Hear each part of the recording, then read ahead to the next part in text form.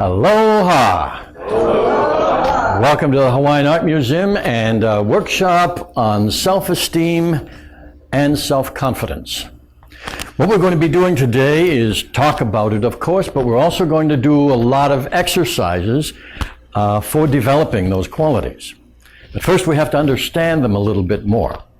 We're going to start off with talking about self-esteem because it's not real clear in a lot of people's minds. I've found through the years as I've done counseling and teaching work, people are really unclear on what self-esteem means, and they base it on some strange things sometimes.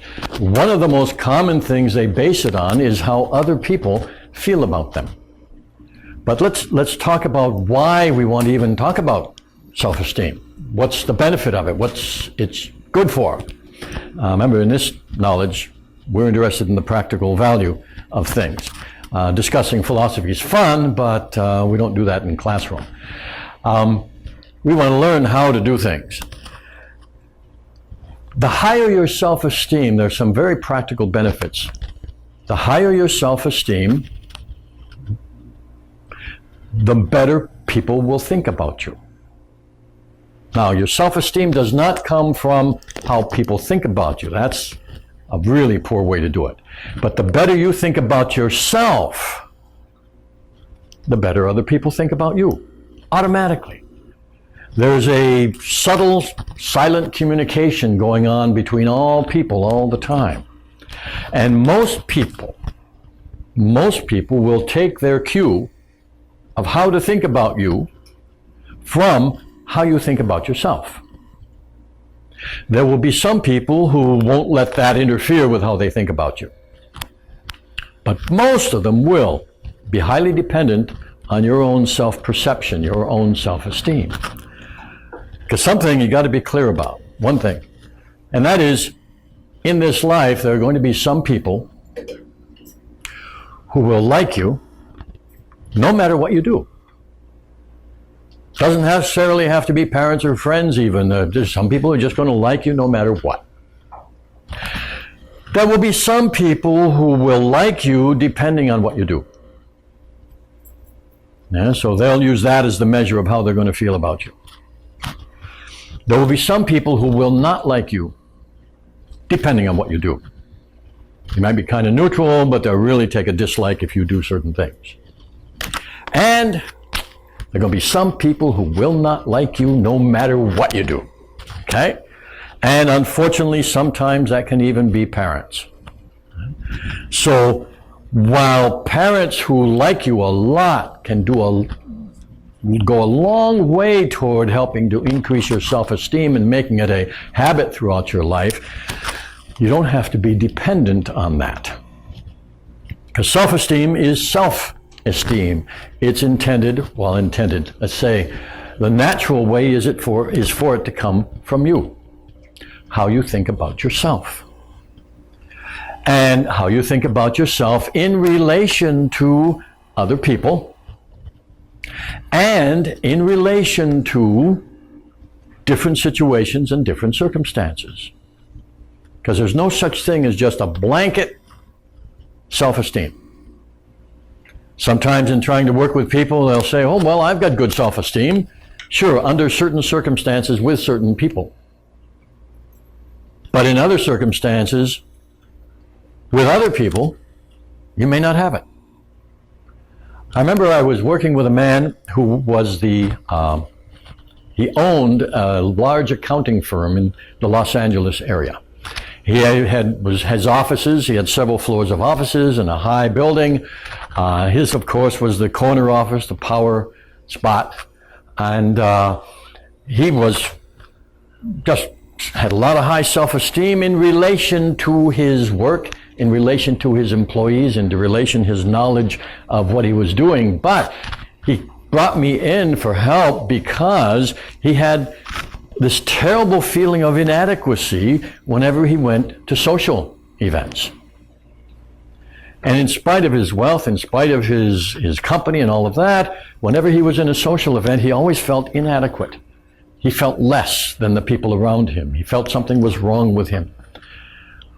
Well, we eventually got him out of that, but there was this one situation, which was a beautiful demonstration of what I'm saying. We were in his office working on a process when he had told people not to knock, told his employees not to come except in an emergency, and there was a knock on the door. So he called for the person to enter. It was one of his employees, and the conversation was basically like this. Mr. Z, we are having a problem with such and such an account because the client is making problems about the particular situation. We don't know what to do. So just before this happened, he was crying because of his situation in relation to other people. And he was weeping away with fun of me. Door knocked, he stopped. Person came in, said that. He instant transformation. He said, well, go down the stairs, go into this file, get that file out, tell so-and-so to do this and so-and-so to do that. Send that off to the client and get back to me. Yes, sir. Left. Man turned back to me. And when I'm at these parties, I don't know what to do. See? He had not learned how to take his way of behaving in that situation over to another situation. Because that's what it's all about. We all of us have skill in this area of self-esteem. We seldom think of using this skill in another place. It's like one time I had another client, completely different situation, but he had a family problem. He was a local man from Big Island. He had come over here, and as it turned out, he didn't know how to work with this family because nobody was getting along. And I knew from his conversation that he was a master mechanic. And so I said, look, why don't you go home? You're a master mechanic, right? Think of your family as a machine. Now, I'm not a master mechanic, but I just threw in a few suggestions, and I said, you know, one of the things that makes a machine run well is grease. Now, what's the equivalent for grease in your family? And then you want to make sure all the parts are running and that everything has what it needs. I said, think about these ideas. Think of yourself as a master mechanic and your family as a machine. See what happens. He called me 2 weeks later and said, all the problems are solved. He says, I took my mechanic skill, applied it to my family, and it worked perfectly. We have this possibility. We all have areas of skill in our lives. We all have that. And when we are applying those skills, we feel good, and we feel good about ourselves, and we feel good about the skills, and whatever skill it is, you have a certain level of self-esteem when you're doing that skill. Now, a lot of people I know are immediately thinking, well, I don't have any real great skills, you know, I don't have any worthwhile to do like that. Well, wait a second. I know a lot of you are thinking, well, I've got that down. One of the things that most people are able to do in this modern world is drive a car. Most of them can, in the modern world. Those who don't drive a car usually are able to ride a bicycle. And those who don't even ride a bicycle generally are able to walk. So any one of those skills will apply to what I'm about to say. But I want you to think about this. We're going to use the example of driving a car. When you drive a car, you know, your intention is to go from point A to point B. Let's make it simple. And how do you get there? What you don't even think about most of the time is that most of the way on that trip you're going in the wrong direction. When we first start off learning how to drive a car, we're trying to keep it on the road and keep it on the right side of the line, unless we're in another country that we have to keep it on the left side. But anyway, we're driving along and we move too far this way and we start to go off and we pull it back that way, or we make a big correction, we go off that way. As we get skilled, with a lot of practice, finally we're driving with two fingers. Part of us is watching the scenery, having a conversation with a friend, listening to the music on the radio or the iPod, and doing very well. And how do we do that? We start to go off, we make a correction. We start to go off the other way, we make a correction. We do that so smoothly, it doesn't even seem like we're weaving. And yet, actually, most of that trip, you're going in the wrong direction. It's just that you correct so fast and so skillfully. Now, if you can apply that two things, the doing of it to your life and the feeling of it to your life, this is like driving a car. So it doesn't matter whether I make any mistakes. What matters is how quickly I recover. Now, we learn that in acting. I was amateur actor at one time in my life. At one time in my life. And one of the things I learned very, very well, was very important, was to ad-lib. It didn't make any difference whether you made a mistake. What mattered was how fast you were able to recover.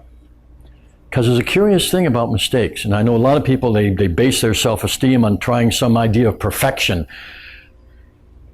People will ignore the mistakes if you don't give them any attention and just immediately make a correction.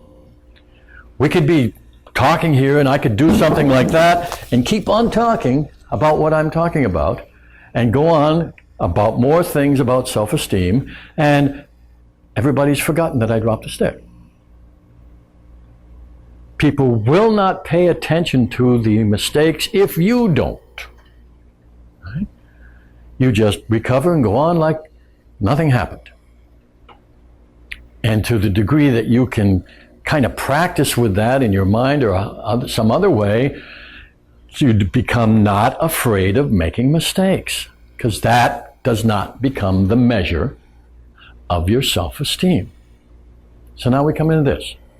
Self-esteem is your perception of yourself in relation to other people.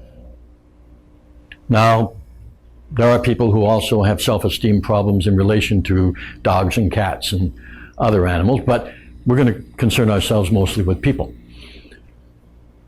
It's your relation to other people in certain circumstances. Now, what's really good for you to know yourself is, what is your measure? How are you measuring how good you allow yourself to feel about yourself? Because that's what it becomes. Is there anybody out there, up there, down there, anywhere, who's telling you how to feel about yourself? Oh, some people may do it, but that's just their opinion. It's whether you listen to that and how you apply it to yourself, that really counts. It's your self-esteem. You can base it on, your measurement might be whether people smile at you. Your measurement might be whether people do things for you. Your measurement might be whether you make mistakes or not, what you have decided is a mistake. Your measurement can be all kinds of things. Being aware of what your measurement, how do you measure how good you feel about yourself, how good you allow yourself to feel. People talk about unconditional love. They talk it like this is a wonderful thing to have for everybody. I don't agree with that. I know there are people in the world that I definitely am not going to have any unconditional love for. Okay? And that's fine with me. Okay? But if you want to learn unconditional love, and I do my best to apply it this way, start with yourself. Start with yourself.